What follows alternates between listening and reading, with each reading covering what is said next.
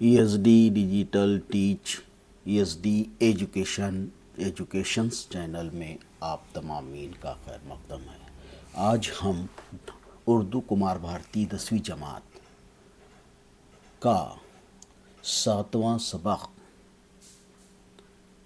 کے سوال جواب مظفر حنفی سے ایک ملاقات کے سوال جواب یہاں پر ملاحظہ فرمائیں گے۔ ادارے نے لکھا ہوا ہے یہ سبق: جان پہچان کا مطالعہ کر کے زائل کا شجری خاکہ مکمل کیجیے۔ مظفر حنفی کی بچوں کے لیے تخلیقات کہانی کے مجموعے سے سبق پڑھ کر زائل کے رواں خاکے مکمل کیجیے۔ رواں خاکے نیچے دیے گئے زائل کی سرگرمیاں ہدایت کے مطابق مکمل کیجیے۔ اس میں یہاں پر سوالات دیے گئے ہیں، اس کے جوابات بھی نیچے دیے گئے ہیں، ملاحظہ فرمائیے۔ زائل کے بیانات سے صحیح متبادل کو الگ کر کے لکھیے۔ سوال دیا گیا ہے، اس کے جوابات کو لال رنگ سے باکس بنائے۔ زائل کی سرگرمیاں مکمل کیجیے۔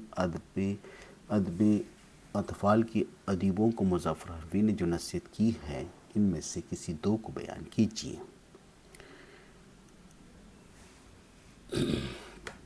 بچوں کا ادب شائع کرنے والے 2 رسالوں اور ان کے مدیروں کے نام لکھیے۔ یہاں پر بچوں کا ادب شائع کرنے والے ٹیلی ویژن اور موبائل ادب کے لیے چیلنج ہے۔ اس بیان پر اپنی رائے تفصیل سے یہاں پر دیجیے۔ مظفر حنفی کی نظم کے مرکزی خیال کو واضح کیجیے۔ ان کی نظم جو تھی، سبق میں استعمال کیے ہوئے 2 محاوروں کو اپنے جملوں میں اس طرح استعمال کیجیے کہ ان کا مفہوم واضح ہو جائے۔ مظفر حنفی کی زندگی کے ابتدائی حالات اپنے لفظوں میں لکھیے۔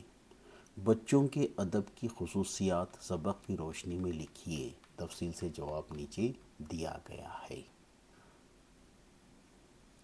ٹیلی ویژن اور موبائل تعلیم کے لیے مفید ہے یا مضر؟ اپنی رائے تحریر کیجیے۔ جواب نیچے دیا گیا۔ غیر لسانی ادب کے منفی اثرات سبق میں آئے ہوئے انگریزی الفاظ کی فہرست بنائیے۔ والد مرحوم نے طلسم ہوش ربا پڑھتے ہوئے مجھے پکڑ لیا۔ خاصی سرزنش لکھیے۔ بچوں کے لیے لکھتے وقت مصنف کو خود بچہ بن جانا چاہیے۔ اس کی جملے کی وضاحت کیجیے۔ صحیح متبادل کا انتخاب کر کے جملہ مکمل کیجیے۔ جوابات نیچے دیے گئے ہیں۔ فقرے کے لیے ایک لفظ لکھیے۔ مثال کے طور پر تمام چیزیں یہاں نیچے دی گئی ہے۔